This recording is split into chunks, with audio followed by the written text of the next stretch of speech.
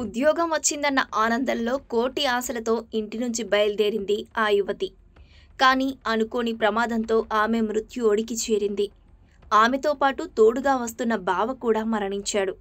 మహబూబ్నగర్ జిల్లా రాజాపూర్లో 44వ జాతీయ రహదారిపై సోమవారం ఉదయం సినిమా స్టంట్లా జరిగిన రోడ్డు ప్రమాదంలో ఇద్దరు దుర్మరణం చెందారు.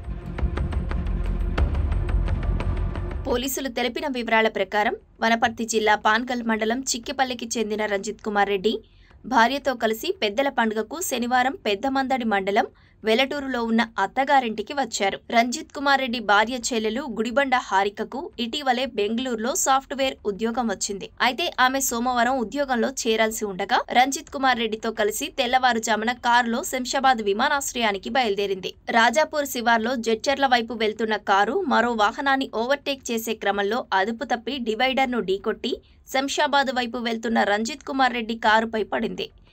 దీంతో కారు మొత్తం నుజ్జునుజ్జైపోయింది.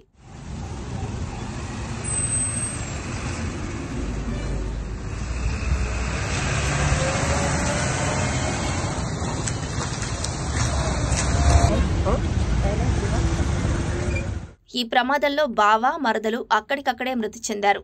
మరో కారు డ్రైవర్ స్వల్పంగా గాయపడ్డారు. కారులో ఇరుక్కున్న మృతదేహాలను బాలానగర్ ఎస్ఐ లెనిన్, పోలీసులు, స్థానికులు బయటకు తీశారు.